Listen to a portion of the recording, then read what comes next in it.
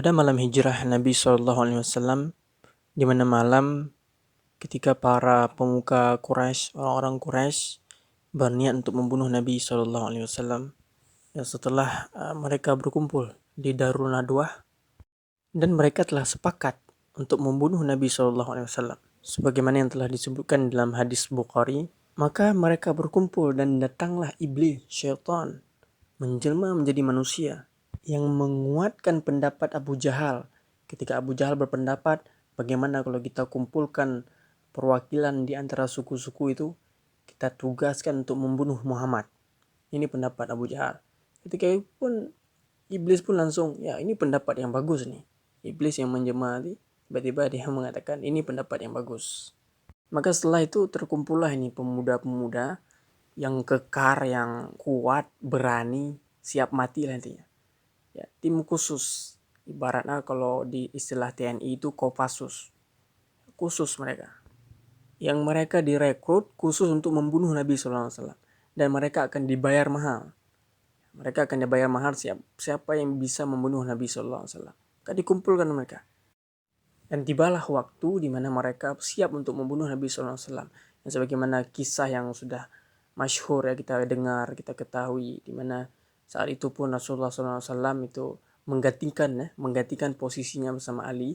Disuruh Ali ya, untuk tidur. Ya, Ali bin Abi Thalib sudah tidur di tempatnya Rasulullah SAW. Dan beliau SAW keluar ya di awal malam sambil membaca surat Yasin. A'udzubillahi minasyaitonirrajim. Waja'alna min baini aydihim saddan wa min khalfihim saddan fa'aghshaynahum fahum la yubsirun. Dan kami jadikan di hadapan mereka dinding, dan di belakang mereka juga dinding ataupun sekat ya. Dan kami tutup mata mereka sehingga mereka tidak dapat melihat. Quran surat Yasin ayat 9. Maka setelah itu Allah pun membuat musuh-musuh Allah itu, orang-orang kafir tadi itu yang ingin membunuh Nabi SAW, tertidur. Lalu Nabi pun pergi ke rumah Abu Bakar, sebagaimana yang telah dijelaskan oleh Aisyah dalam sebuah hadis yang diriwayatkan oleh Imam Bukhari, yang dimana saat awal malam itu Rasulullah datang ke rumah Abu Bakar, yang di rumah Abu Bakar ada Aisyah juga Asma ya, anak daripada Abu Bakar. Kemudian Rasulullah menyampaikan kepada Abu Bakar, wahai Abu Bakar, sesungguhnya Tuhanku telah menyuruhku untuk berhijrah. Dan dengan spontan Abu Bakar mengatakan, bolehkah aku menemanimu ya Rasulullah? Kata Nabi SAW, iya, karena Allah telah memilihmu, wahai Abu Bakar, untuk menemaniku. Para ulama menafsirkan bahwasanya inilah di antara keutamaan Abu Bakar. Ya. Padahal kita ketahui bersama, ketika itu orang-orang yang kuat, orang-orang yang kekar itu sudah masuk Islam, sebagaimana Umar bin Khattab, ya, Hamzah yang paman Nabi sendiri, yang luar biasa. Mereka juga siap mati demi Rasulullah, dan banyak lagi ya pemuda-pemuda yang kekar lainnya yang berani, yang siap mati demi Nabi SAW. Akan tetapi Allah memilih Abu Bakar. Dan hanya satu orang, nggak boleh lebih. Hanya satu orang yang menemani Nabi SAW. Dan inilah para ulama menyebutkan bahwasanya seharusnya kita itu ketika bersafar itu pasti kita akan memilih teman.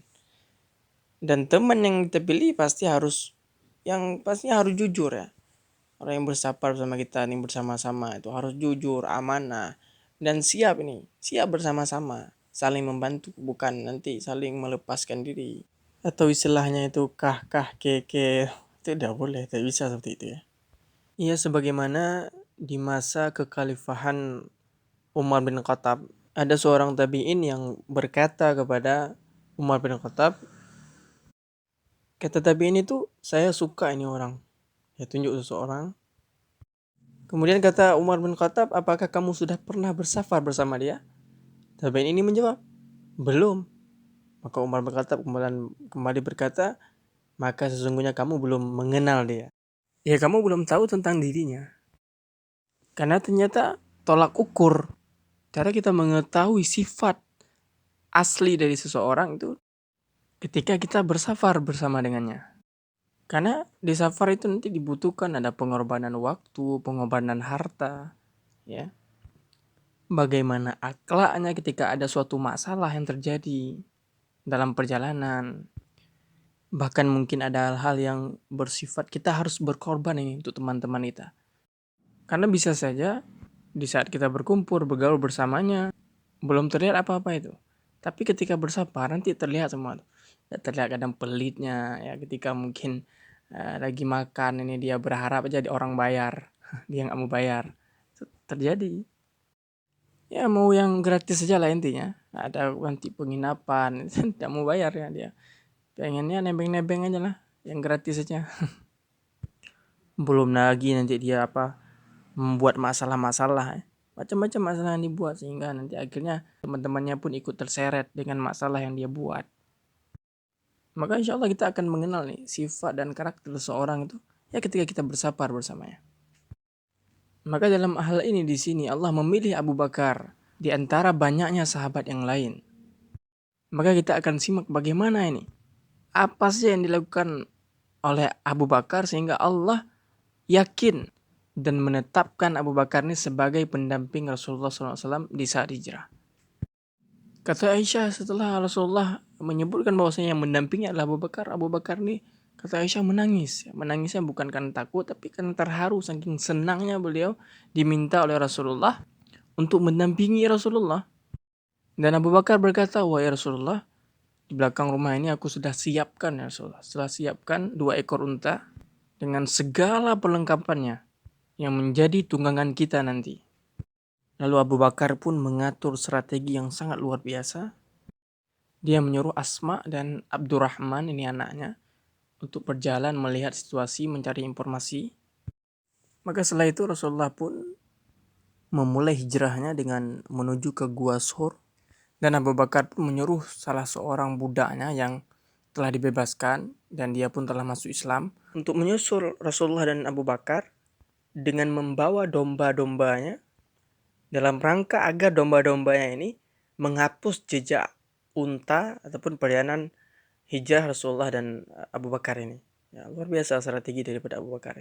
Jadi setelah perjalanan dipijaki oleh untanya Rasulullah dan Abu Bakar, kemudian disusul dipijaki oleh domba-dombanya yang dipimpin ya budaknya tadi bernama Amir bin Fuhairah ya.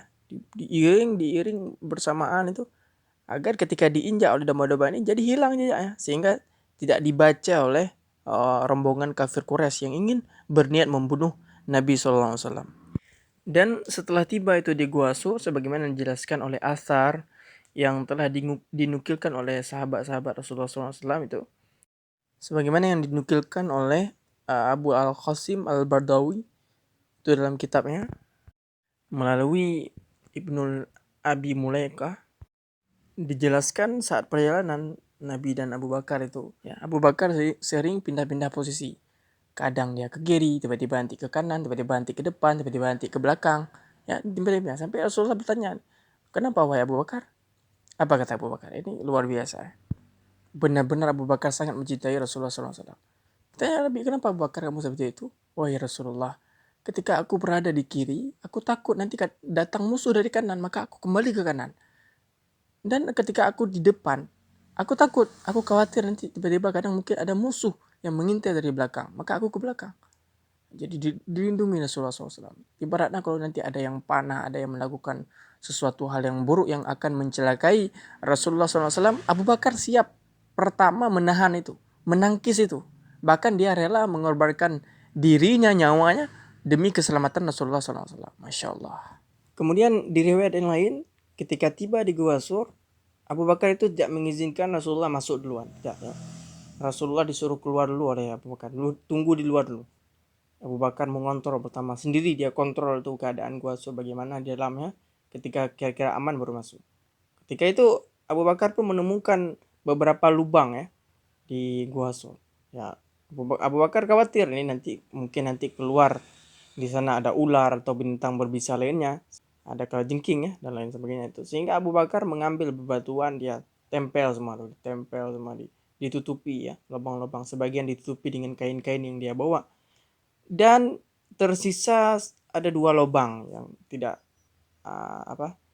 tidak cukup lagi untuk dimasukkan sesuatu, tidak ada lagi bahan untuk dimasukkan itu.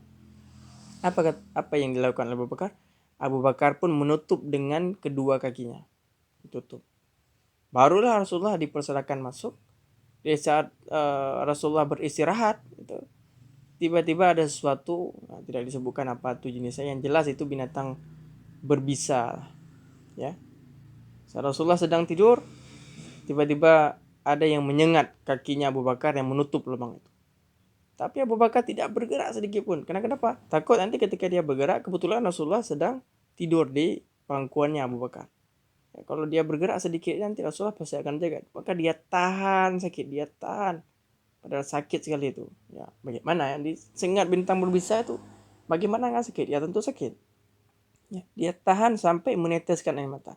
Sehingga air matanya jatuh ke pipinya Rasulullah SAW. Ketika jatuh, Rasulullah pun terbangun. Kemudian Rasulullah bertanya, "Mengapa wahai Abu Bakar?" Abu Bakar menjawab, "Ya Rasulullah, sesungguhnya ada sesuatu yang menyengat kakiku ini."